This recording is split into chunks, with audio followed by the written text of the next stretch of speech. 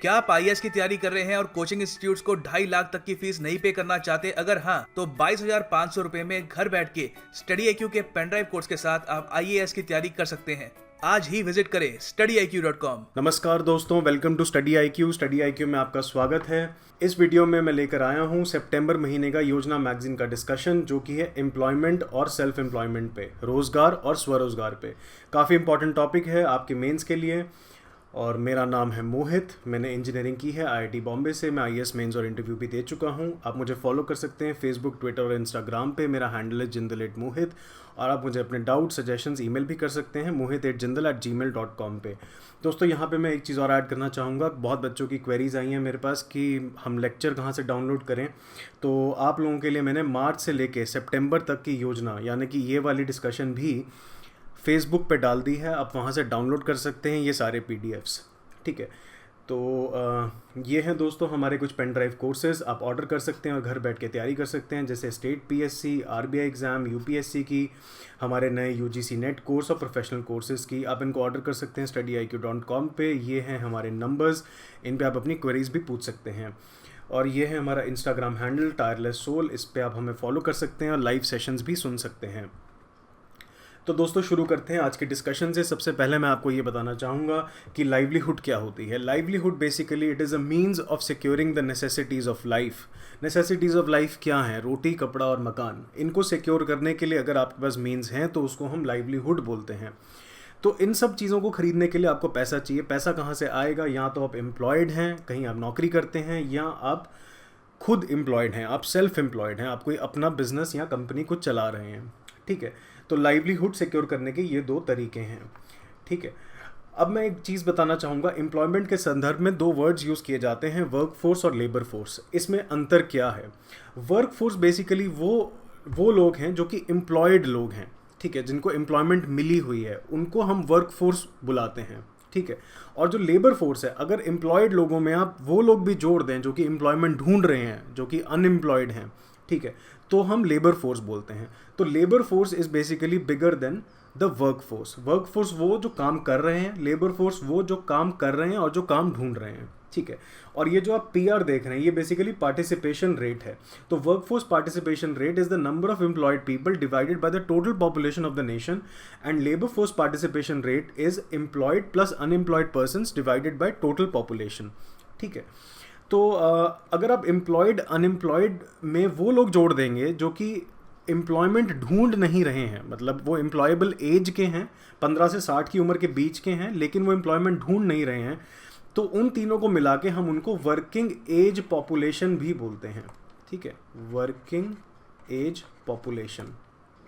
ठीक है, तो ये थी वर्क फोर्स और लेबर फोर्स की अंडरस्टैंडिंग। अब हम बात करेंगे अनएम्प्लॉयमेंट की। तो अनएम्प्लॉयमेंट क्या होती है? अनएम्प्लॉयमेंट NSSO के हिसाब से ये होती है कि अगर 6 महीने से ज़्यादा आपको कोई काम ना मिले तो आप अनएम्प्लॉयड हैं।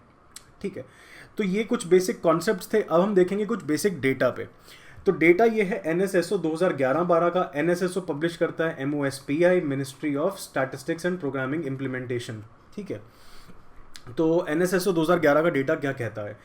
ये डेटा कहता है कि हमारी जो वर्क फोर्स है वो करीबन 48.5 करोड़ है। वर्क फोर्स क्या है? Number of employed persons. ठीक है, and 48.5 crore is just 39% of the total population. तो ये basically work force participation rate है, 39%। ठीक है, इसमें से 48.5 करोड़ में से 49% एग्रीकल्चर में है, 27% सर्विस सेक्टर में है और 24% इंडस्ट्री में है। इसके अलावा इसमें से 51% सेल्फ एम्प्लॉयड हैं, 34% कैजुअल लेबर हैं और 15% रेगुलर वेज अर्नर्स हैं। ठीक है, जिनको रेगुलर सैलरीड जो लोग हैं। ठीक है, उसके अलावा 7% फॉर्मल वर्कफोर्स है और 93% इनफॉर्मल वर्कफोर्स है। फॉर्मल और इनफॉर्मल में फ़र्क क्या होता है? फॉर्मल आर दोज जो कि एम्प्लॉयमेंट और सोशल सिक्योरिटी बेनिफिट्स को एंजॉय करते हैं। सोशल सिक्योरिटी मतलब जैसे EPFO, employee provident fund organisation, ESIC, state insurance corporation, फिर NPS, नेशनल पेंशन स्कीम, इन सबको जो एंजॉय करते हैं वो फॉर्मल वर्कफोर्स है। फिर 16% ऑर्गेनाइज सेक्टर में और 84% अनऑर्गेनाइज सेक्टर में। ऑर्गेनाइज्ड क्या होते हैं? ऑर्गेनाइज्ड वो होते हैं जो इंडियन फैक्ट्रीज एक्ट में रजिस्टर हो रखे होते हैं। 48.5 करोड़ में से 69% मेल्स हैं और 31% फीमेल्स हैं। ठीक है, तो फीमेल का जो वो है वो काफ़ी कम है, 31% कॉम्पोजिशन, और 31% of females constitute only 25% of all female population. ठीक है, तो फीमेल का जो वर्क पार्टिसिपेशन रेट है वो करीबन 25% ही है सिर्फ। ठीक है, तो इस वर्कफोर्स का जो रूरल और अर्बन कंपोनेंट है वो ये है, 74% रूरल इंडिया में है और 26% अर्बन इंडिया में है। तो ये दोस्तों कुछ बेसिक एम्प्लॉयमेंट रिलेटेड डेटा था जो कि मैंने एक जगह क्लब करके आपको दे दिया है। ठीक है, इसको आप याद ना करें, लेकिन इसमें से कुछ चीज़ें इंपॉर्टेंट हैं, जैसे फॉर्मल कितने हैं, अनऑर्गेनाइज्ड कितने हैं, और ये वाला जो है ये वाली लाइन काफ़ी इंपॉर्टेंट है, और 51% सेल्फ एम्प्लॉयड हैं। ठीक है, तो ये कुछ फिगर्स अगर आप याद रखें तो काफ़ी अच्छा हो सकता है अपने आंसर में कोट करने के लिए। ठीक है, तो ये तो था कुछ बेसिक 2-3 चीज़ें जो कॉन्सेप्ट मैंने समझाए और उसके बाद जो मैंने डेटा बताया। अब हम हर बार की तरह चलते हैं इस योजना मैगजीन के डिस्कशन की तरफ, जो कि हम क्वेश्चंस के थ्रू करेंगे। इस बार मैंने कुछ क्वेश्चंस बनाए हैं, जो कि पहला सवाल ये है कि discuss problems associated with India's labour sector. ठीक है, फिर गवर्नमेंट इनिशिएटिव्स क्या लिए हैं एम्प्लॉयमेंट जनरेट करने के लिए, ब्रॉडर पॉलिसी फोकस क्या होना चाहिए डेमोग्राफिक डिविडेंड को रीप करने के लिए, और लास्ट क्वेश्चन है कि फ्यूचर ऑफ जॉब्स कैसा होगा इन light of 4th industrial revolution. तो अब हम इन 4 क्वेश्चंस के माध्यम से हम ये योजना मैगजीन डिस्कशन करेंगे। इस योजना मैगजीन में करीबन 16-17 आर्टिकल्स थे, तो ये जो पहले 2 क्वेश्चन हैं इसके आंसर में मल्टीपल आर्टिकल्स की डिस्कशन होगी, और ये जो तीसरा और चौथा सवाल है ये एक सेपरेट आर्टिकल पे बेस्ड हैं। ठीक है, तो दोस्तों शुरू करते हैं डिस्कशन पहले सवाल से। Discuss problems associated with India's labour sector. ठीक है, तो कुल मिला के जो प्रॉब्लम्स हैं वो मैंने इस पे लिखी हैं। सबसे पहली प्रॉब्लम है कि हमारे पास जॉब क्रिएशन का इस टाइम पे क्रेडिबल डेटा नहीं है। फिर एम्प्लॉयमेंट और जीडीपी की कंट्रीब्यूशन में सेक्टोरल एसिमेट्री बहुत है, कि एग्रीकल्चर एम्प्लॉय तो बहुत लोगों को करता है लेकिन जीडीपी में कंट्रीब्यूशन बहुत कम है। ठीक है, लो एम्प्लॉयबिलिटी, लोगों की जो एम्प्लॉयबिलिटी है, रोज़गार पाने की जो क्षमता है वो बहुत कम है। फिर अंडर एम्प्लॉयमेंट है। अंडर एम्प्लॉयमेंट बेसिकली ये होता है कि आप अनएम्प्लॉयड तो नहीं है लेकिन आप अपनी फुल पोटेंशियल पे काम नहीं कर रहे हैं, वो कुछ कारणों की वजह से हो सकता है, वो हम आगे देखेंगे। और फिफ्थ और फाइनल प्रॉब्लम है रिजिडिटी ऑफ लेबर लॉज। तो एक एक करके इन प्रॉब्लम को हम डिस्कस करेंगे। सबसे पहले हम करते हैं डेटा ऑन जॉब क्रिएशन को। तो लगभग 12 million people enter job market every year India में, लेकिन लो फीमेल वर्क पार्टिसिपेशन रेट की वजह से ये जो फिगर है वो करीबन 8 मिलियन रह जाता है। तो हमें लगभग इतनी जॉब्स क्रिएट करने की ज़रूरत है हर साल। तो 12 मिलियन से आप लगभग ये भी मान सकते हैं कि 1 million per month, a million a month. तो याद करना थोड़ा ईजी हो जाएगा आपके लिए। ठीक है, तो इतनी जॉब्स हमें क्रिएट करनी है, पर हमने एक्चुअली में कितनी क्रिएट करी? तो ये जो डेटा था जॉब क्रिएशन का, ये अभी हमारे पास 6 साल पुराना है, एनएसएसओ का 2011 का। तो एनएसएसओ बेसिकली ये जो सर्वे है हर 5 साल बाद कंडक्ट कराती है। तो अभी जो लेटेस्ट सर्वे हुआ था उसके रिजल्ट्स अभी आने बाकी हैं। तो in the absence of the credible job data, some people have done their private estimates. ठीक है, तो सबसे पहला प्राइवेट एस्टिमेट था बॉम्बे स्टॉक एक्सचेंज और CMIE के, इन्होंने दिया था। फिर अगला जो दिया था वो भल्ला एंड दास की एक रिसर्च है, जिन्होंने कहा था कि लगभग 13 मिलियन जॉब्स क्रिएट हुई हैं 2017-18 में। ठीक है, और घोष एंड घोष का एस्टिमेट है कि लगभग 10 मिलियन जॉब्स क्रिएट हुई हैं। 10 मिलियन मतलब लगभग 1 करोड़ जॉब्स क्रिएट हुई हैं 2017-18 में। तो इसमें से जो इस योजना मैगजीन में काफ़ी अच्छे से डिस्कस किया हुआ है वो घोष एंड घोष का डेटा है। तो आइए देखते हैं कि घोष एंड घोष ने कैसे ये एस्टिमेट किया। तो घोष एंड घोष का जो एस्टिमेट है वो ये है कि लगभग 10 मिलियन मतलब 1 करोड़ जॉब्स क्रिएट हुई। वो कैसे क्रिएट हुई? फॉर्मल सेक्टर के अंदर करीबन 71 लाख हुई। फॉर्मल सेक्टर का अंदाज़ा उन्होंने कैसे लगाया कि EPFO का जो डेटा था वो देखा, ESIC का डेटा देखा, NPS का डेटा देखा। इन डेटा के बेसिस पे उन्होंने ये एस्टिमेट लगाया कि 71 लाख नई जॉब्स क्रिएट हुई फॉर्मल सेक्टर में। इसी तरह से उन्होंने एस्टिमेट लगाया कि 29 लाख जॉब क्रिएट हुई इनफॉर्मल सेक्टर में।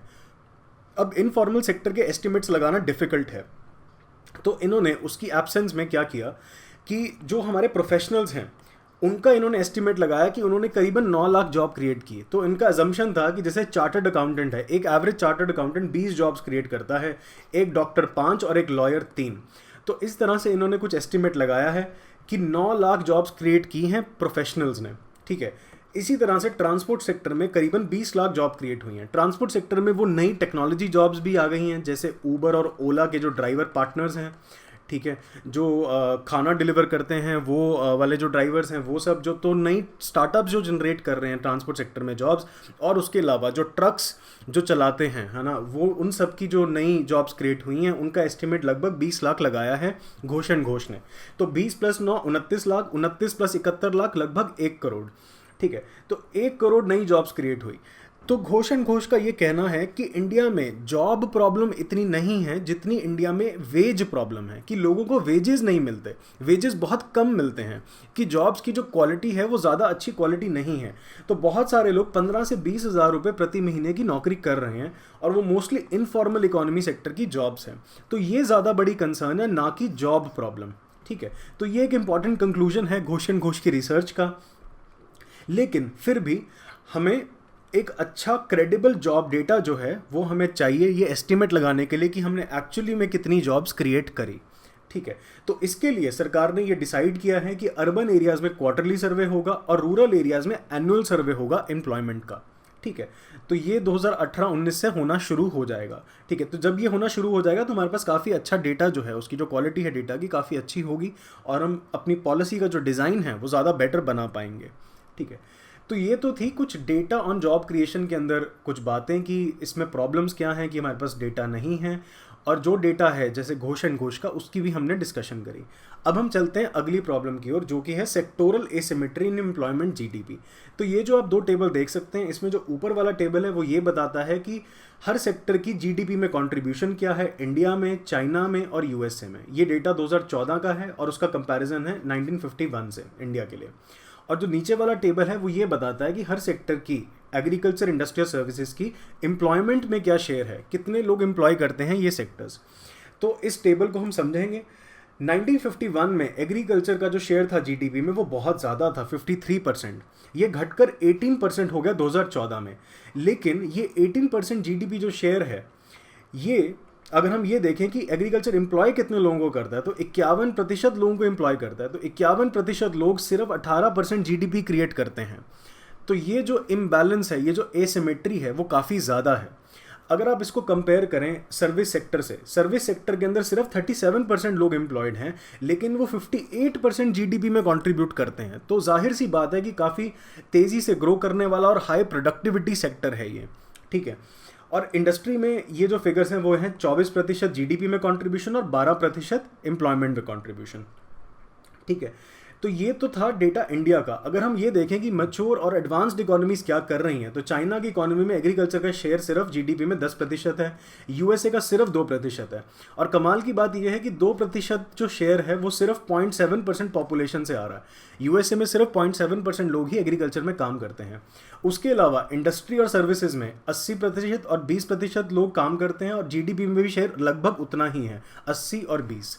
ठीक है, तो ये जो डेटा है आपको एटलीस्ट इतना जो है वो याद करना पड़ेगा 2014 का। ठीक है, आपको लगभग ये फिगर्स मालूम होने चाहिए। ठीक है, कि एग्रीकल्चर, इंडस्ट्रियल सर्विसेज का जीडीपी में और एम्प्लॉयमेंट में शेयर क्या है। तो ये सेक्टोरल एसिमेट्री एक दूसरी प्रॉब्लम है इंडिया के लेबर सेक्टर की। ठीक है, अब हम तीसरी प्रॉब्लम की बात करेंगे, लो एम्प्लॉयबिलिटी की। तो हमारा जो यूथ है, 15 से 29 साल की उम्र के जो बच्चे हैं, उनका जो करियर प्रेफरेंस है वो कुछ इस तरह से है कि 85% जो बच्चे हैं वो जनरल स्ट्रीम के लिए ऑप्ट करते हैं, 12% टेक्निकल प्रोफेशनल एजुकेशन के लिए जैसे इंजीनियर, डॉक्टर, लॉयर, और सिर्फ 2.5% वोकेशनल एजुकेशन के लिए। तो जाहिर सी बात है कि जो एम्प्लॉयबिलिटी है वो इन दो सेगमेंट्स की ज़्यादा है as compare to this segment. ठीक है, उसके अलावा एनएसएसओ 2016 का डेटा क्या कहता है, वो ये कहता है कि सिर्फ 10 to 11% एडल्ट्स जो हैं 15 से 60 उम्र की एज के, उनको किसी तरह की वोकेशनल ट्रेनिंग मिली है।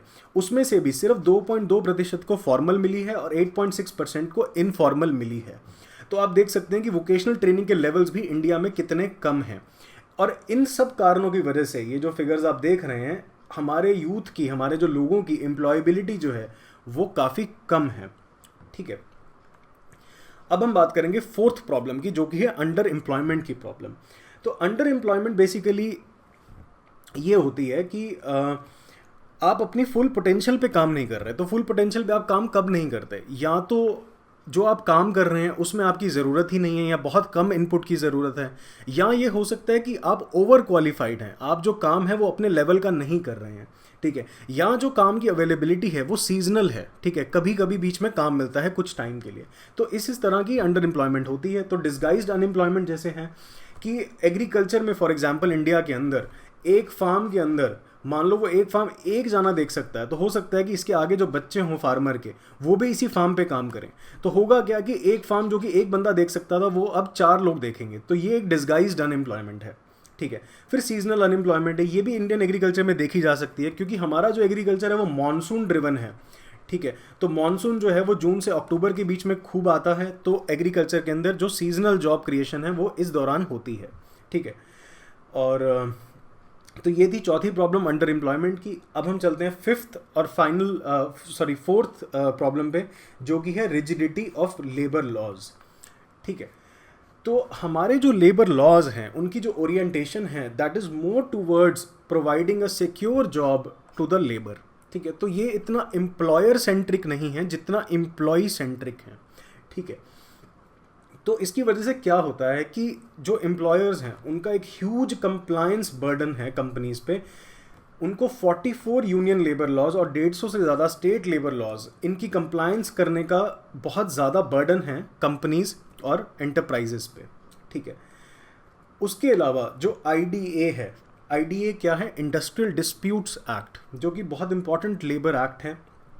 इसके अंदर एक सर्टन लेवल के बियॉन्ड लोगों को ले ऑफ करने के लिए गवर्नमेंट की परमिशन की रिक्वायरमेंट होती है। हाल ही में कुछ स्टेट्स ने, जैसे राजस्थान वगैरह ने, ये जो लिमिट है पहले आई थिंक ये 100 की थी, 100 वर्कर से ज़्यादा अगर आपको करने हो तो परमिशन लेनी पड़ती है। राजस्थान ने आई थिंक ये 300 तक ले गए थे, आप ये चेक कर सकते हैं। लेकिन इसके अंदर आप देख सकते हैं कि थोड़ी रिस्ट्रिक्शन है प्राइवेट एंटरप्राइजेस पे टू ले ऑफ वर्कर्स, ठीक है। उसके अलावा जो कॉन्ट्रैक्ट लेबर एक्ट है वो कॉन्ट्रैक्ट लेबर अलाउ करती है कुछ डेजिग्नेटेड नॉन पेरिनियल एक्टिविटीज़ में ही सिर्फ, ठीक है। तो ये भी एक काफ़ी रिजिडिटी है लेबर लॉ की। और ये थी दोस्तों चौथी प्रॉब्लम। अब हम चलते हैं इसकी एक समरी की तरफ। अभी तक हमने क्या क्या डिस्कस किया, हमने डिस्कस किया कि डेटा में क्या प्रॉब्लम है, एसिमेट्री क्या है एम्प्लॉयमेंट और GDP में अलग अलग सेक्टर की, हमने लो एम्प्लॉयबिलिटी की बात करी, हमने लेबर लॉज की रिजिडिटी की बात करी। तो इन सब कारणों की वजह से लेबर सेक्टर में होता क्या है, इन सब कारणों की वजह से एम्प्लॉयमेंट इलास्टिसिटी काफ़ी कम हो जाती है। एम्प्लॉयमेंट इलास्टिसिटी क्या होती है? एम्प्लॉयमेंट इलास्टिसिटी ये होती है कि जैसे जैसे आपकी ग्रोथ बढ़ रही है, जो GDP बढ़ रहा है, उसका इम्पैक्ट जॉब क्रिएशन पे क्या होता है। तो देख सकते हैं कि अगर कि ये इलास्टिसिटी सिर्फ 0.15% है ILO के हिसाब से। ILO क्या है? Labour organisation, international labour organisation, ठीक है। तो अगर हमारी ग्रोथ बढ़ती है तो उसमें उससे एम्प्लॉयमेंट में बहुत ज़्यादा फ़र्क नहीं आता, ठीक है। तो हमारी इकोनॉमी की ये एक प्रॉब्लम है। फिर low labour to capital ratio, India एक लेबर सरप्लस नेशन है, ठीक है, लेकिन ये बहुत ख़राब बात है हमारे लिए कि जो लेबर टू कैपिटल रेशो है वो हमारा काफ़ी ज़्यादा लो है, कि लेबर कम है और कैपिटल रिलेटिवली ज़्यादा है, ठीक है। तो ये एक प्रॉब्लम है। क्वालिटी ऑफ जॉब्स जो है वो काफ़ी लो है क्योंकि इनफॉर्मल जॉब्स हैं, जॉब सिक्योरिटी नहीं है, वेजेस बहुत कम है, हमने देखा। फिर इससे क्या होता है, क्योंकि जॉब क्रिएशन काफ़ी कम हो रही है, और तो जो मेन सेंटर्स हैं, जो आपकी मेगा सिटीज़ हैं जैसे दिल्ली, बॉम्बे, मद्रास, ठीक है, इन सब मेट्रो सिटीज़ के अंदर ज़्यादा जॉब्स क्रिएट होती हैं, तो इनमें ओवर पॉपुलेशन हो जाता है, माइग्रेशन हो जाता है रूरल से टुवर्ड्स मेगा सिटीज़। तो इसकी वजह से ये जो अर्बन पावर्टी है इसमें हम राइज देख रहे हैं, ये बढ़ रहा है, स्लम्स बढ़ रहे हैं, ठीक है, बड़ी बड़ी सिटीज़ में। तो ये कुछ एसोसिएटेड प्रॉब्लम्स हैं जो कि हमारे एम्प्लॉयमेंट सेक्टर की हैं। तो ये दोस्तों पहले क्वेश्चन की डिस्कशन थी कि what are the problems plaguing our labour sector, ठीक है। अब हम अपने अगले क्वेश्चन की तरफ बढ़ेंगे कि गवर्नमेंट ने क्या किया है एम्प्लॉयमेंट जनरेशन के लिए, लेकिन उससे पहले हम एक MCQ सॉल्व करते हैं। Sophia, Hadrian X and Lakshmi are examples of robots, malware, antivirus या क्रिप्टो करेंसी। तो दोस्तों इसका जो जवाब है वो आप कमेंट सेक्शन में लिखें, और अगर जवाब नहीं पता तो आप इसको गूगल करें, ठीक है। तो अब हम बढ़ते हैं दूसरे सवाल की ओर। Discuss government initiatives to generate employment. तो गवर्नमेंट के जो इनिशिएटिव्स हैं वो ब्रॉडली दो कैटेगरीज में डिवाइड किए जा सकते हैं, डायरेक्ट इनिशिएटिव्स और इनेबलिंग इनिशिएटिव्स। डायरेक्ट इनिशिएटिव्स वो होते हैं जो डायरेक्टली एम्प्लॉयमेंट या सेल्फ एम्प्लॉयमेंट जनरेट करते हैं। तो डायरेक्टली एम्प्लॉयमेंट जनरेट करने के लिए सरकार ने नरेगा एक्ट लेकर आए हैं, और सेल्फ एम्प्लॉयमेंट के लिए दीनदयाल अंत्योदय योजना है, प्रधानमंत्री एम्प्लॉयमेंट जनरेशन प्रोग्राम है और प्रधानमंत्री मुद्रा योजना है। इनकी हम डिस्कशन करेंगे आने वाली स्लाइड्स में। तो ये तो डायरेक्ट इनिशिएटिव्स हैं। उसके अलावा आपके इनेबलिंग इनिशिएटिव्स हैं। इनेबलिंग इनिशिएटिव्स वो इनिशिएटिव्स हैं जो कि डायरेक्टली जॉब क्रिएट नहीं करते, बट या तो आपको ऐसी स्किल प्रदान करते हैं या कुछ इनोवेशन प्रमोट करते हैं या एंटरप्रेन्योरशिप प्रमोट करते हैं जिससे आप जॉब क्रिएशन को इनेबल कर सको। फिर आप कुछ इंफ्रास्ट्रक्चर डेवलप कर सकते हैं, जैसे फॉर एग्जांपल आप गांव में कोई रोड बना दें जो कि शहर से कनेक्ट करती है, तो अब वो गांव के लोगों के लिए ईजी हो गया रोज़गार पाना, उस शहर के लिए आना जाना। तो इस तरह से आप इनेबल कर सकते हैं। और इंफ्रास्ट्रक्चर डेवलपमेंट जो है ये डायरेक्ट भी जॉब क्रिएशन करता है। ऐसा नहीं है कि ये सिर्फ इनेबलिंग है, ये डायरेक्ट भी करता है, क्योंकि अगर आप सड़क बनवा रहे हैं तो उससे लेबर जो है उसको एम्प्लॉयमेंट मिलेगी। फिर एक फाइनल जो इनेबलिंग इनिशिएटिव है वो है लेबर गवर्नेंस, जो पॉलिसीज़ और लॉज मिनिस्ट्री ऑफ लेबर और एम्प्लॉयमेंट लेकर आई है। कुछ लॉज में वो चेंज कर रही है, उससे कैसे बढ़ावा मिल रहा है एम्प्लॉयमेंट जनरेशन को, हम वो भी देखेंगे। तो दोस्तों इनकी डिस्कशन शुरू करते हैं। सबसे पहले जानते हैं डायरेक्ट इनिशिएटिव्स के बारे में। नरेगा आप सबको जैसे पता ही होगा कि 100 दिन की अशोर्ड एम्प्लॉयमेंट है फॉर रूरल अनस्किल्ड लेबर। मैं बहुत ज़्यादा एलैबोरेट नहीं करूँगा नरेगा पे, पर ब्रॉडली बस एक सिंगल लाइन में ये है कि नरेगा ये एम्प्लॉयमेंट अशोर करती है। फिर दीनदयाल अंत्योदय योजना का जो रूरल कंपोनेंट है NRLM है, नेशनल रूरल लाइवलीहुड मिशन। इसके अंदर क्या है? इसके अंदर बेसिकली विमेन कलेक्टिव्स बनाने हैं, SHGs बनाने हैं, जिनको बाद में आप बैंक से कनेक्ट करवा सकते हैं, लोन्स दिलवा सकते हैं और इनकम जनरेटिंग एक्टिविटीज़ और इनकम बेस्ड डाइवर्सिफाई कर सकते हैं। फिर यूथ को प्लेसमेंट लिंक्ड स्किल ट्रेनिंग दी जाएगी दीनदयाल उपाध्याय ग्रामीण कौशल्य योजना के तहत। ठीक है, तो इससे भी आप इनेबल करते हैं जॉब क्रिएशन, बेसिकली जो एम्प्लॉयबिलिटी है बढ़ाते हैं। फिर एक आजीविका ग्रामीण एक्सप्रेस योजना है जो कि NRLM का पार्ट है। इसमें बेसिकली विमेन SHG बनाए जाएंगे और विमेन को ट्रांसपोर्ट के लिए उनको स्किल डेवलप की जाएगी। ठीक है, ये एक्सप्रेस से आप याद कर सकते हैं ट्रांसपोर्ट। ठीक है, अब हम बात करते हैं NULM की। NULM बेसिकली है नेशनल अर्बन लाइवलीहुड मिशन। इसके अंदर 3 कंपोनेंट्स हैं, कम्युनिटी, एम्प्लॉयमेंट और सेल्फ एम्प्लॉयमेंट।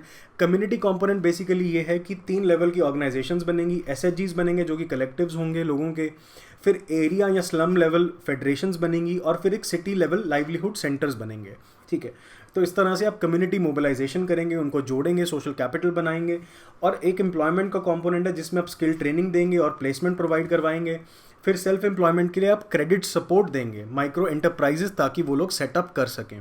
ठीक है, तो लो रेट्स पे उनको लोन मिल पाएगा। और इसकी जो लिंकेज है इन्होंने मुद्रा योजना से भी कर दी है। ठीक है, तो ये थे कुछ डायरेक्ट इनिशिएटिव्स।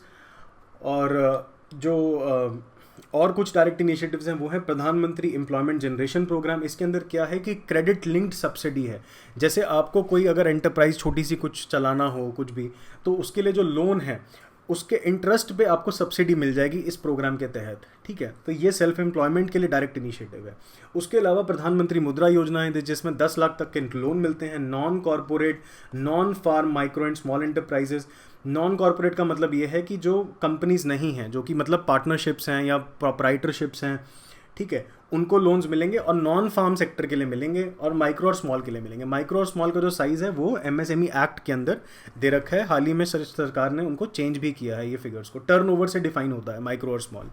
ठीक है, इसमें 3 लोन प्रोडक्ट्स हैं, शिशु, किशोर और तरुण। शिशु है 50,000 से कम का लोन, किशोर है 50,000 से 50 लाख का और 5 लाख का, और तरुण है 5 लाख से 10 लाख का। ठीक है, तो ये प्रधानमंत्री मुद्रा योजना है संक्षिप्त में। ठीक है, अब हम बात करते हैं कुछ इनेबलिंग इनिशिएटिव्स की। सबसे पहले हम बात करेंगे कि स्किलिंग के लिए इनेबलिंग इनिशिएटिव क्या हैं। ठीक है, तो सबसे पहले तो है नेशनल स्किल डेवलपमेंट एजेंसी सरकार ने बनाई है। ये होली सरकार की 100% ओन्ड है। इसका काम है एडवाइस देना और कोऑर्डिनेट करना अलग अलग प्लेयर्स के बीच में। फिर नेशनल स्किल डेवलपमेंट कॉर्पोरेशन है। नेशनल स्किल डेवलपमेंट कॉर्पोरेशन में बेसिकली 49% गवर्नमेंट शेयर है, 51% प्राइवेट है। और 51% जो प्राइवेट शेयर है वो अंबानी या अंदानी का नहीं है, वो industry led sector skill councils का है, SSCs का है। ठीक है, तो NSDC बेसिकली अलग अलग स्किल काउंसिल्स के थ्रू स्किल के प्रोग्राम्स वगैरह बनाती है, उनको कंडक्ट करवाती है। फिर हम बात करेंगे अच्छा, ये NSDC की एक स्कीम है प्रवासी कौशल विकास योजना। इस योजना के अंदर क्या होता है कि जो भी हमारे जैसे आपको पता होगा कि मिडिल ईस्ट के अंदर काफ़ी blue collar employees India supply करता है। तो प्रवासी कौशल विकास योजना के अंदर हम ऐसे लोगों को हम ट्रेन करेंगे ताकि वो बाहर जो है मतलब मिडिल ईस्ट हो गया या और कुछ कंट्रीज़ होगी वहाँ पे रोज़गार प्राप्त कर सकें। ठीक है। फिर प्रधानमंत्री कौशल विकास योजना है, स्किलिंग के लिए काफ़ी इंपॉर्टेंट योजना है। इसके अंदर क्या है कि 10 मिलियन यूथ को हमें स्किल ट्रेन करना है 2020 तक, ये इसका टारगेट है। शॉर्ट टर्म ट्रेनिंग माने 150 से 300 घंटे की ट्रेनिंग देनी है जो ड्रॉप आउट हैं या जो अनएम्प्लॉयड हैं। फिर प्रायर लर्निंग की रिकग्निशन है, ये काफ़ी इंपॉर्टेंट है। RPL, recognition of prior learning, basically इसमें ये है कि किसी को अगर कोई स्किल ऑलरेडी आती हो, जैसे हमने देखा वो 8.5% लोग जो हैं वो इनफॉर्मली स्किल्ड हैं। ठीक है। तो जो इनफॉर्मली स्किल्ड है उनके पास कोई सर्टिफिकेशन तो है नहीं अभी, तो आरपीएल के थ्रू वो सर्टिफिकेशन प्राप्त कर सकते हैं कि उनको ये स्किल आती है। और ये जो स्किल होगी, जो सर्टिफिकेशन होगी, वो एनएसक्यूएफ के हिसाब से होगी। एनएसक्यूएफ क्या है? National skill qualification framework. ठीक है। उसके अलावा ब्रिज कोर्सेज भी प्रोवाइड कराए जाएंगे कि अगर मान लो किसी को आधी अधूरी स्किल आती है या कोई चीज़ वो सीखना चाहता है और उससे रिलेटेड, तो ब्रिज कोर्सेज होंगे ताकि वो ब्रिज कर सके। ठीक है। फिर कौशल और रोजगार मेला हर 6 महीने बाद ऑर्गेनाइज किए जाएंगे, ये एक कम्युनिटी वाला कंपोनेंट है इस योजना का। फिर प्लेसमेंट असिस्टेंस दी जाएगी और प्रॉपर मॉनिटरिंग की जाएगी। ठीक है। तो ये योजना काफ़ी इंपॉर्टेंट है। ये पॉइंट्स मैंने काफ़ी शॉर्ट और कंसाइजली यहाँ पे दे दिए हैं, आप इनको याद कर सकते हैं। फिर दीनदयाल अंत्योदय योजना है जो कि हम ऑलरेडी डिस्कस कर चुके हैं, NULM और NRLM। ठीक है। तो वो ये तो थे दोस्तों स्किलिंग के कुछ इनिशिएटिव्स। अब हम बात करते हैं इनोवेशन के कुछ इनिशिएटिव्स। तो इनोवेशन में सबसे पहले तो आता है अटल इनोवेशन मिशन, ये नीति आयोग का प्रोग्राम है। इसके अंदर अटल टिंकरिंग लैब्स बनाए जाएंगे और अटल जो है ये अटल बिहारी वाजपेयी के नाम पे बेस्ड है। तो Atal tinkering labs basically student innovations को प्रमोट करेंगे कॉलेजेस में, स्कूल्स में। ठीक है। और सेल्फ एम्प्लॉयमेंट और टैलेंट यूटिलाइजेशन, ये भी नीति आयोग का है। इसके अंदर बेसिकली स्टार्टअप्स को प्रमोट किया जाएगा, सपोर्ट किया जाएगा। फिर इम्प्रिंट है, impacting research innovation and technology. फिर निधि है, national initiative for developing and harnessing innovations जो हैं उनको सपोर्ट किया जाएगा और उनको कमर्शलाइज करने में मदद की जाएगी। फिर एस्पायर है, scheme for promotion of innovation, rural industry and entrepreneurship. इसमें रूरल एंटरप्रेन्योरशिप को खासकर प्रमोट किया जाएगा। ठीक है। फिर है national programme on artificial intelligence जो कि नीति आयोग का प्रोग्राम है जिससे आर्टिफिशियल इंटेलिजेंस को बढ़ावा दिया जाएगा अलग अलग सेक्टर्स में। और finally creative India, innovative India, ये स्कीम है IPR अवेयरनेस की। ठीक है। IPR क्या होता है? Intellectual property rights. ठीक है। तो उसकी अवेयरनेस के लिए ये स्कीम है। तो ये तो थे कुछ इनोवेशन के इनिशिएटिव्स, क्योंकि अगर ये सारे इनिशिएटिव्स जो हैं हम अच्छे से एग्जीक्यूट करेंगे तो इससे इनोवेशन प्रमोट होगा। इनोवेशन से क्या नई टेक्नोलॉजी बनेगी, नए प्रोडक्ट्स बनेंगे जिनकी जब कमर्शलाइजेशन होगी तो एम्प्लॉयमेंट जनरेशन होगा। तो ये लिंक है इनका एम्प्लॉयमेंट जनरेशन से। ठीक है। क्योंकि अगर आपको आंसर में ये सब पूछा जाता है और आप ये सब लिखते हैं तो आपको इनको एम्प्लॉयमेंट से कनेक्ट करना पड़ेगा। ठीक है। फिर हम जानते हैं एंटरप्रेन्योरशिप प्रमोट करने के लिए गवर्नमेंट ने क्या स्कीम्स लेकर आए हैं। स्टार्टअप इंडिया स्कीम है, स्टार्टअप्स के लिए बहुत सारे प्रावधान है स्कीम के अंदर, काफ़ी इंपॉर्टेंट प्रोग्राम है। स्टैंड अप इंडिया स्कीम है SC ST और विमेन के लिए। रूरल एंटरप्रेन्योरशिप प्रमोट करने के लिए DDU स्वनियोजन योजना, DDU है दीनदयाल उपाध्याय, और स्वनियोजन योजना है rural version of startup India. जो ये वाली स्कीम है इसका रूरल वर्जन है स्वनियोजन योजना। ठीक है। फिर विलेज लेवल पे स्टार्टअप्स प्रमोट करने के लिए SVEP है, startup village entrepreneurship programme. Rural self employment training institutes बना रहे हैं MORD, ministry of rural development, train करने के लिए लोगों को। फिर BPOs प्रमोट करने के लिए जो कॉल सेंटर्स होते हैं उनके लिए इंडिया BPO प्रमोशन स्कीम है। और नाबार्ड की एक डेयरी सेक्टर को प्रमोट करने के लिए डेयरी एंटरप्रेन्योरशिप डेवलपमेंट स्कीम है। तो ये तो खासकर 5 रूरल एंटरप्रेन्योरशिप प्रमोट करने के लिए स्कीम्स है। ये अलग से भी सवाल आ सकता है आपको कि रूरल एंटरप्रेन्योरशिप के लिए सरकार क्या कर रही है। ठीक है। तो ये ओवरऑल एंटरप्रेन्योरशिप की कुछ स्कीम्स हैं। अब हम जानते हैं एंटरप्रेन्योरशिप के लिए फंड्स क्या बनाए हैं। तो 3 फंड सिडबी ने बनाए हैं, India aspiration fund, fund for startups जो कि 10,000 करोड़ का है, और एक smile fund, SIDBI make in India loan for small enterprises fund जो कि 10,000 करोड़ का है। तो जाहिर सी बात है, जैसा कि इनके नाम में दिख रहा है, ये एंटरप्राइजेस को, स्टार्टअप्स को सपोर्ट करने के लिए फंड्स बनाए गए हैं। ठीक है। इसके अलावा नॉर्थ ईस्ट सेक्टर में स्टार्टअप्स को प्रमोट करने के लिए नॉर्थ ईस्ट वेंचर फंड बनाया गया है और रूरल एरियाज के लिए नेशनल इनोवेशन फंड बनाया गया है। तो ये कुछ एंटरप्रेन्योरशिप को सपोर्ट करने के लिए फंड्स हैं। पिछली स्लाइड में हमने स्कीम्स देखी थी। अब हम जानते हैं कि इंफ्रास्ट्रक्चर के लिए क्या कर रही है सरकार। तो प्रधानमंत्री ग्राम सड़क योजना है। ये बोथ, मैंने जैसे आपको स्टार्टिंग में बताया था कि इंफ्रास्ट्रक्चर की जो स्कीम्स हैं वो डायरेक्ट एम्प्लॉयमेंट भी जनरेट करती हैं और वो इनेबल भी करती हैं। तो प्रधानमंत्री ग्राम सड़क योजना से काफ़ी एम्प्लॉयमेंट जनरेट हुई है। भारतमाला जो प्रोजेक्ट है जो कि बॉर्डर रोड्स पे जो रोड्स बनाने का है, गुजरात से लेके जो ये बॉर्डर रोड्स यहाँ तक, ये जो सारा ये रोड्स बनाने का जो है, ये भारतमाला प्रोजेक्ट के अंदर काम हो रहा है। ठीक है, इसके अलावा इंडियन रेलवेज़ की एक्सपेंशन हो रही है, इससे भी जॉब क्रिएशन होगा, और रेलवेज़ अगर होंगी तो इससे जॉब इनेबल भी होगा। Sagarmala projects port led industrialisation के लिए है। स्मार्ट सिटीज़ प्रोग्राम है, डिजिटल इंडिया प्रोग्राम है। ये सारे जो इंफ्रास्ट्रक्चर के जो मेजर इनिशिएटिव्स हैं, ये डायरेक्टली और इनडायरेक्टली एम्प्लॉयमेंट जनरेशन में मदद करेंगे। ठीक है, अब हम जानते हैं लेबर गवर्नेंस के अंदर क्या हो रहा है। तो सरकार सबसे पहले तो नेशनल करियर सर्विस एक प्लेटफॉर्म बनाया है, जो कि एक इलेक्ट्रॉनिक प्लेटफॉर्म है सारे स्टेक होल्डर्स के लिए। जिनको जॉब लेनी है, जिनको जॉब देनी है, वो सारे इस प्लेटफॉर्म पे हैं। स्पेशल एनसीएस सेंटर्स बनाए जाएंगे एससी एसटी और डिफरेंटली एबल्ड के लिए। उसके अलावा मॉडल करियर सेंटर्स हैं, ये लगभग 107 तो बन चुके हैं, 100 और बनाने हैं। तो यहाँ पे लोगों को मदद की जाएगी, फंडे दिए जाएंगे कि जॉब कैसे लेनी है, उनकी जो स्किल है, सॉफ्ट स्किल्स है, उनको पॉलिश किया जाएगा। फिर डीडीयू श्रमेव जयते कार्यक्रम है। डीडीयू आपको पता है, श्रमेव जयते कार्यक्रम बेसिकली 5 चीज़ों का एक मिक्सचर है। श्रम सुविधा पोर्टल है, जिसके अंदर जो बिजनेसेस हैं वो ऑनलाइन कंप्लायंस कर सकते हैं लेबर लॉज की। रैंडम लेबर इंस्पेक्शन स्कीम है, जिसके अंदर कंपनीज को इंस्पेक्शन के लिए रैंडमली, मतलब इलेक्ट्रॉनिकली वो रैंडम सिलेक्शन होगा इंस्पेक्शन के लिए, ताकि ट्रांसपेरेंसी आ सके। तो जब आपसे ट्रांसपेरेंट गवर्नमेंट के बारे में पूछते हैं तो आप ऐसी चीज़ें कुछ मेंशन कर सकते हैं। फिर यूनिवर्सल अकाउंट नंबर दिए जाएंगे एम्प्लॉयज़ को, जो कि जिन्होंने ईपीएफ ले रखा है। ईपीएफ क्या है? Employ provident fund. इससे क्या है कि यूएएन होगा तो एक पोर्टेबिलिटी आएगी। फिर अप्रेंटिसशिप प्रोत्साहन योजना है, अप्रेंटिसेस को बढ़ावा देने के लिए सरकार 50% स्टाइपेंड्स तक रीइंबर्स कर रही है। ठीक है, तो अप्रेंटिसेस को काफ़ी प्रोत्साहन मिलेगा। और फिफ्थ जो कंपोनेंट है वो है रिवैम्प्ड आरएसबीवाई। आरएसबीवाई क्या है? राष्ट्रीय स्वास्थ्य बीमा योजना। इसमें स्मार्ट कार्ड दिए जाएंगे अनऑर्गेनाइज्ड वर्कर्स को। ठीक है, तो ये थे लेबर गवर्नेंस के कुछ इनिशिएटिव्स। कुछ इनिशिएटिव्स और भी हैं, वो हम अगली स्लाइड में देखते हैं। कुछ इनिशिएटिव्स ऐसे लिए गए हैं कि एम्प्लॉयर्स को इंसेंटिव दिया जा रहा है जनरेट करने के लिए एम्प्लॉयमेंट। तो सबसे पहले जैसे प्रधानमंत्री रोजगार प्रोत्साहन योजना, इसमें जो एम्प्लॉयर कंट्रीब्यूट करता है, आपको पता है ईपीएफ के अंदर एम्प्लॉयर भी कंट्रीब्यूट करता है और एम्प्लॉय भी कंट्रीब्यूट करता है। ठीक है, तो एम्प्लॉयर का जो शेयर है, वो सरकार देगी 3 साल तक नए एम्प्लॉयज़ के लिए।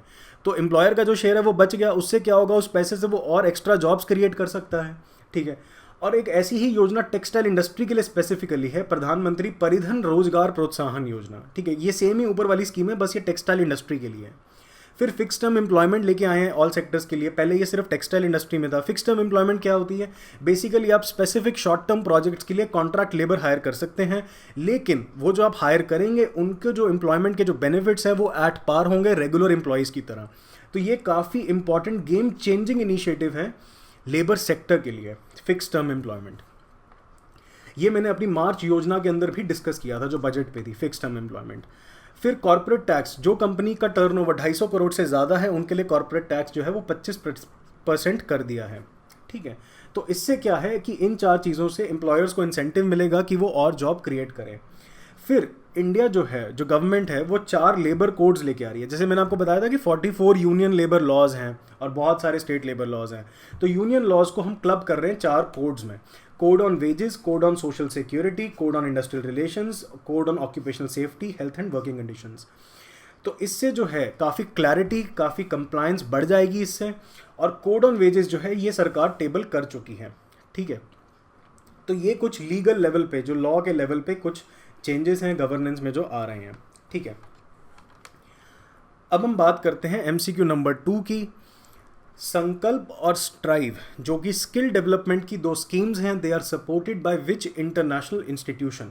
World bank, new development bank, Asian development bank, Asian infrastructure investment bank. तो दोस्तों इसका जवाब कमेंट्स में लिखें, और अगर आपको इसका जवाब नहीं पता तो आपको पता है कि क्या करना है। ठीक है, अब हम बढ़ते हैं अपने तीसरे सवाल की ओर, जो कि है outline broader policy focus to reap demographic dividend. ठीक है, ये जो क्वेश्चन है ये स्पेसिफिकली एक आर्टिकल से है, जो कि मनीष सब्रवाल जी ने लिखा है, फिक्सिंग इंडियाज 3 E's। 3 E's क्या है? एजुकेशन, एम्प्लॉयमेंट और एम्प्लॉयबिलिटी। ठीक है, इनको फिक्स करने के लिए इन्होंने कुछ ब्रॉडर पॉलिसी आउटलाइन की है कि मतलब इस तरह से हमारा जो फोकस एरिया वो क्या होना चाहिए। तो इनके हिसाब से हमारे 5 फोकस एरियाज होने चाहिए। पहला है फॉर्मलाइजेशन की तरफ हमें बढ़ना चाहिए। ठीक है, फिर हमें अर्बनाइजेशन की तरफ बढ़ना चाहिए, हमें इंडस्ट्रियलाइजेशन करना चाहिए, हमें फाइनेंशियलाइजेशन करना चाहिए और हमें ह्यूमन कैपिटल पे फोकस करना चाहिए। तो इन पांचों की डिस्कशन मैं करता हूँ आने वाली स्लाइड्स में। सबसे पहले जानते हैं फॉर्मलाइजेशन। तो इंडिया के अंदर जो 50% लेबर फोर्स है वो सेल्फ एम्प्लॉयड है, लेकिन 40% जो लेबर फोर्स है वो वर्किंग पुअर पॉपुलेशन है। तो जाहिर सी बात है कि ये हालत इसलिए है क्योंकि इनफॉर्मल सेक्टर में एम्प्लॉयमेंट है हमारी जो मेजॉरिटी है, ठीक है। इनफॉर्मल सेक्टर में मतलब का क्या है कि एम्प्लॉयमेंट और सोशल सिक्योरिटी बेनिफिट्स उनको अवेलेबल नहीं होते। तो ऐसे में कुछ प्रॉब्लम्स हैं कि इनफॉर्मल सेक्टर के अंदर वेजेस भी कम हैं, बेनिफिट्स भी नहीं हैं, ठीक है। सैलरी का जो इजाफा है वो भी बहुत कम होता है। और इंडिया में लगभग आप ये मान लो कि 6.5 करोड़ एंटरप्राइजेज हैं, 6.3 करोड़, ठीक है। इसमें से सिर्फ 10 lakh are incorporated as companies, 15 lakh सिर्फ सोशल सिक्योरिटी बेनिफिट्स देती हैं और ज़्यादातर बहुत छोटी हैं। सिर्फ 10% ऐसे एंटरप्राइजेज हैं जो कि 200 से ज़्यादा वर्कर्स एम्प्लॉय करते हैं। ये 10% की फिगर चाइना के केस में 50% है। तो आप देख सकते हैं कि जो चाइना के अंदर कंपनीज हैं, जो फॉर्मलाइजेशन का लेवल है वो काफ़ी ज़्यादा है, बड़ी कंपनीज हैं वहाँ पे, ठीक है। अब ऐसे में जीएसटी जो goods and services tax Bharat सरकार लेके आई वो एक इंपॉर्टेंट गेम चेंजर की तरह एक्ट किया, ठीक है। वो कैसे किया कि जो एंटरप्राइजेज थे जिन्होंने इनडायरेक्ट टैक्स रजिस्ट्रेशन कर रखी थी उनका लगभग इजाफा हुआ 50% से, ठीक है। तो फॉर्मलाइजेशन का लेवल अचानक से थोड़ा बढ़ा और धीरे धीरे हमें इस चीज़ को और आगे लेके जाना चाहिए, हमें जीएसटी जो है और सिंप्लीफाई करना चाहिए। तो सब्बरवाल जी की कुछ रिकमेंडेशंस हैं कि हमें सोशल सिक्योरिटी देना चाहिए। जैसे आपने वो 3 योजनाएं सुनी होंगी, प्रधानमंत्री जीवन ज्योति बीमा योजना, ठीक है, फिर प्रधानमंत्री सुरक्षा बीमा योजना और एक अटल पेंशन योजना, ठीक है। तो इससे हम सोशल सिक्योरिटी दे रहे हैं। फिर हमें ईज़ ऑफ डूइंग बिजनेस करना चाहिए, वर्ल्ड बैंक का जो ये इंडिकेटर होता है, ठीक है, लोगों के लिए बिजनेस करना ईजी हो। जो अलग अलग परमिशंस हैं एनवायरनमेंट की और इधर उधर की, वो परमिशंस हमें थोड़े इजीली मिलें। फिर जीएसटी को हमें सिंप्लीफाई करना चाहिए और सिंप्लीफाई कर दो। फिर वीसी फंड्स जो है, वेंचर कैपिटल फंड्स, उनको बढ़ावा देना चाहिए। उनका पैसा इंडिया में लगेगा तो धीरे धीरे हम बड़ी कंपनीज बना सकते हैं। जैसे आपने देखा कि ओला में, फ्लिपकार्ट में वीसी फंड्स ने कितना इन्वेस्ट किया और आज ये कितनी बड़ी कंपनीज बन गई हैं, ठीक है। तो ये बेसिकली फॉर्मलाइजेशन के कुछ पॉइंट्स हैं, कुछ प्रॉब्लम्स हैं, ठीक है, जिनको आप अपने आंसर में लिख सकते हैं। अब हम बात करेंगे अर्बनाइजेशन की। दोस्तों ये जो फोटो है नीचे, ये चांदनी चौक की फ़ोटो नहीं है, ये प्रिटोरिया की फ़ोटो है, प्रिटोरिया ऑफ 1901। प्रिटोरिया बेसिकली एक प्रसिद्ध शहर है साउथ अफ्रीका के अंदर। तो आप देख सकते हैं कि काफ़ी ज़्यादा केओटिक फोटोग्राफ है ये, काफ़ी केओटिक अर्बनाइजेशन है। तो इंडिया की अर्बनाइजेशन भी इससे बहुत ज़्यादा अलग नहीं है। इंडिया के अंदर जो मिलियन प्लस सिटीज़ हैं वो केवल लगभग 50 हैं। चाइना में ये सिटीज़ जो हैं वो 375 हैं। तो जाहिर सी बात है कि अर्बनाइजेशन का लेवल बहुत ही अलग लेवल पे है। फिर विलेजेस जो हैं इंडिया में 6 लाख हैं, जिनमें से 2 लाख के अंदर 200 से कम पॉपुलेशन है। तो इंडिया में क्या हुआ, इंडिया में एक टॉप हैवी अर्बनाइजेशन हो गई है। टॉप हैवी अर्बनाइजेशन का मतलब ये हुआ कि अर्बनाइजेशन जो है वो ज़्यादा कॉन्सेंट्रेट हो गई है मेगा सिटीज़ के अंदर, जैसे दिल्ली, मुंबई, आपका बेंगलोर, हैदराबाद, चेन्नई, कैलकाटा, इन सब में बहुत ज़्यादा अर्बनाइजेशन हो गई है। लेकिन अर्बनाइजेशन जो है उसका जो स्प्रेड है वो अच्छा स्प्रेड नहीं हुआ, क्योंकि मिलियन प्लस सिटीज़ हमारी सिर्फ 50 ही हैं, ठीक है। तो इसकी वजह से क्या हुआ, टॉप हैवी अर्बनाइजेशन की वजह से एक डाइवर्जेंस आ गया वेजेस में, कि जो एक बंदा ग्वालियर में कमा रहा है, जो एक मुंबई में कमा रहा है, जो एक और कोई टियर 2 पुणे जैसी सिटी में कमा रहा है, उसमें काफ़ी ज़्यादा डाइवर्जेंस है, ठीक है। तो अब हमें फ्यूचर के लिए क्या करना चाहिए, हमें कुछ नए जॉब मैग्नेट्स क्रिएट करने चाहिए। हमारी जो जॉब क्रिएशन अभी बहुत लिमिटेड है 4-5 सिटीज़ में, ठीक है, जो ज़्यादातर जॉब क्रिएशन है उसको हमें थोड़ा सा बैलेंस का आउट करना चाहिए। जो मिलियन प्लस सिटीज़ हैं, जो टियर 1 टियर 2 सिटीज़ हैं, उनके अंदर जॉब क्रिएशन हमें प्रमोट करना चाहिए। तो ऑथर ने कुछ एग्जांपल्स दिए, जैसे गुड़गांव दिल्ली के पास, गच्चीबोली हैदराबाद के पास, मगरपट्टा पुणे के पास, व्हाइटफील्ड बैंगलोर के पास, मोहाली चंडीगढ़ के पास। ये कुछ नए जॉब मैग्नेट्स हैं जो उभर के आ रहे हैं, ठीक है। आप इनको आंसर में यूज़ भी कर सकते हैं। इनको हमें बढ़ावा देना चाहिए ताकि जो बड़ी सिटीज़ है, जो मेगा सिटीज़ हैं, उन पे बहुत ज़्यादा प्रेशर ना बढ़े और जो अर्बन पॉवर्टी हम देख रहे हैं वो ज़्यादा ना हो, ठीक है। तो ये थी अर्बनाइजेशन की कुछ डिस्कशन। अब हम बात करेंगे इंडस्ट्रियलाइजेशन की। इंडिया के जो लोग हैं, बहुत सारे लोग फार्म्स पे काम करते हैं 50%, बहुत सारे लोग सेल्फ एम्प्लॉयड हैं 50%, और बहुत कम लोग मैन्युफैक्चरिंग में, सिर्फ 11%। तो क्लियरली हमें इंडस्ट्रियलाइजेशन का बहुत ज़्यादा स्कोप है इंडिया में। तो हमारा जो फ्यूचर है वो कैसा होना चाहिए, हमें एक इंडस्ट्रियलाइजेशन को प्रमोट करना चाहिए और बैलेंस्ड इंडस्ट्रियलाइजेशन को प्रमोट करना चाहिए। ऐसा नहीं है कि जो इंडस्ट्रीज़ हैं वो सिर्फ 3 या 4 शहरों के अंदर चल रही हैं, हमें बैलेंस आउट करना चाहिए। हमें इंडस्ट्री ग्वालियर में भी लगानी चाहिए, हमें नागपुर में भी लगानी चाहिए, हमें बठिंडा में भी लगानी चाहिए। तो ऐसे बैलेंस इंडस्ट्रियलाइजेशन होना चाहिए, ठीक है। तो ये जो है आप शेयर देख सकते हैं, ये मेक इन इंडिया का है, ये हमारा सबसे बड़ा प्रोग्राम है मैन्युफैक्चरिंग को प्रमोट करने के लिए। तो हमें इसे अच्छे से पुश करना चाहिए यहाँ से, ठीक है। तो इंडस्ट्रियलाइजेशन की डिस्कशन हुई, अब हम बात करेंगे फाइनेंशियलाइजेशन की। फॉर इंडियंस जो हैं, इनका जो ट्रेडिशनल हमारा जो माइंडसेट रहा है, हम फिजिकल एसेट्स में अपनी सेविंग्स डालते हैं। फिजिकल एसेट्स मतलब लैंड, गोल्ड, ठीक है, या बिस्तर के नीचे, ठीक है। तो ये हमने ट्रेडिशनली हमारे तरीके हैं, पैसा सेव करके हम यहाँ रखते हैं। तो ऑथर का ये कहना है कि हमें ज़रूरत है कुछ फाइनेंशियल प्रोडक्ट्स की जिसमें लोग इन्वेस्ट करें, क्योंकि जब तक लोग फिजिकल एसेट्स में इन्वेस्ट कर रहे हैं, हमारी जो कॉर्पोरेट बॉन्ड मार्केट है वो काफ़ी छोटी है, वो काफ़ी छोटी ही रह जाएगी। और private sector banking in comparison two nations like China, US, France, Germany is very small, ठीक है। तो बॉन्ड मार्केट मैं थोड़ा सा बता देता हूँ कि क्या होता है। बॉन्ड मार्केट बेसिकली होता है कि कंपनीज अपने बॉन्ड्स रिलीज़ करती हैं। बॉन्ड्स एक फाइनेंशियल इंस्ट्रूमेंट है पैसा रेज करने के लिए, और बॉन्ड्स पे फिक्स्ड और वेरिएबल रिटर्न्स मिलती हैं जो इन्वेस्टर्स होते हैं उनको, और जो पैसा कंपनीज रेज करती हैं बॉन्ड्स के थ्रू, उनसे वो अपना बिजनेस और बढ़ा सकती हैं, ठीक है। तो इंडिया में जो बॉन्ड मार्केट का साइज़ है वो काफ़ी कम है in comparison to advance nations. तो हमें ज़रूरत है कि हम बॉन्ड मार्केट डेवलप करें, लोग पैसा जो है वो फाइनेंशियल प्रोडक्ट्स में लगाएं। तो हमारी इसलिए ज़रूरत क्या है? ज़रूरत हमारी ये है कि हम एक टेलर्ड फाइनेंशियल प्रोडक्ट्स दें, कि हर तबके के लिए उनकी हिसाब से हम फाइनेंशियल प्रोडक्ट्स को डिज़ाइन करें, ठीक है। फाइनेंशियलाइजेशन को प्रमोट करने के लिए अभी एक काफ़ी डिसरप्टिव स्टेप लिया गया था, जो कि आप इस फोटो में देख सकते हैं। ये एसबीआई की फ़ोटो है मल्लापुरम की, जिसमें लोग बाहर लगे हैं। ये फ़ोटो है डीमोनेटाइजेशन के टाइम की, जिसके अंदर लोगों ने अपना जो सारा पैसा बैंक्स में डाल दिया और वो सारा पैसा जो है फाइनेंशियल सिस्टम का पार्ट बन गया, ठीक है। इस तरह के डिसरप्टिव स्टेप हम ज़्यादा नहीं ले सकते, ये तो ठीक है, ये एक बार का स्टेप था। तो ज़रूरत है कि हम कुछ अच्छे फाइनेंशियल प्रोडक्ट्स बनाएं, ठीक है, कि लोगों का जो पैसा है वो फाइनेंशियल सिस्टम में आ सके, ठीक है। अब हम बात करेंगे ह्यूमन कैपिटल की, ठीक है। अभी तक जो हमारा फोकस था, फॉर एग्जांपल आपने सुना होगा स्कूल्स के अंदर हमारा क्वांटिटी पे फोकस था, स्कूल्स बनाने पे फोकस था, जिससे हमने ऑलमोस्ट 100% एनरोलमेंट अचीव किया प्राइमरी स्कूल में। लेकिन इससे हुआ क्या कि हमारी जो क्वालिटी है वो सफ़र करी, क्वालिटी पे हमारा ज़्यादा ध्यान नहीं था। जिस तरह के टारगेट्स हमने क्वांटिटी के लिए ब्यूरोक्रेट्स को दिए थे, उस तरह के टारगेट्स हमने क्वालिटी के लिए डिफाइन नहीं करे, ठीक है। तो पुअर क्वालिटी जो है वो आपने सुना होगा, असर सर्वे एक है, उसके अंदर बताते हैं कि क्वालिटी कैसे पुअर है। तो अब हमें फ्यूचर में क्या करना चाहिए? फ्यूचर में हमें जो वोकेशनल स्किल्स हैं, क्लास 6 से ही हमें वोकेशनल स्किल्स कुछ सिखा देनी चाहिए लोगों को, ठीक है, धीरे धीरे, ताकि by the time they reach 10th और 12th उनके पास कुछ स्किल हो, ताकि वो एम्प्लॉयबल भी हों डायरेक्टली, ठीक है। फिर dual system of learning, school based learning होनी चाहिए और वर्क बेस्ड लर्निंग होनी चाहिए, ठीक है। ये जो सिस्टम है ये यूरोपियन देशों में काफ़ी फॉलो किया जाता है, जैसे ऑस्ट्रिया, जर्मनी, इन सब में, ठीक है। और जर्मनी खासकर काफ़ी अच्छा एग्जाम्पल है वोकेशनल एजुकेशन का। तो अगर आपसे कोई पूछता है कि कोई अच्छी केस स्टडी बताएं वोकेशनल एजुकेशन की, तो आप जर्मनी के बारे में मेंशन कर सकते हैं, ठीक है। उसके अलावा सरकार जो है वो यूजी लेवल पे, जब हमने देखा था कि 85% लोग जो हैं वो जनरल स्ट्रीम को ऑप्ट कर लेते हैं, तो उस यूजी लेवल पे हर स्ट्रीम के अंदर कुछ 1000 घंटे का प्रोफेशनल कंटेंट डालने का एक प्रपोजल रखा है। तो ये काफ़ी अच्छा प्रपोजल है, इससे एम्प्लॉयबिलिटी जो है वो बढ़ेगी इन तीनों इनिशिएटिव से, और ह्यूमन कैपिटल जो है उसमें इजाफा होगा, ठीक है। तो अब हम चलते हैं अपने तीसरे एमसीक्यू की तरफ।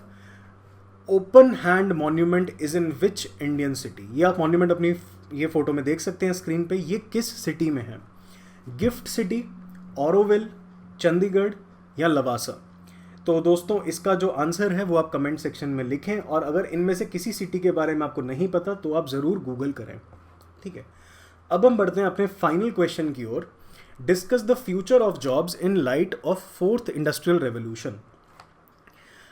तो ये जो है मैंने इस आर्टिकल से बनाया है, जो कि है creating a new job ecosystem by Shobha Mishra. तो शोभा जी का क्या कहना है ये हम जानते हैं कुछ आने वाली स्लाइड्स में।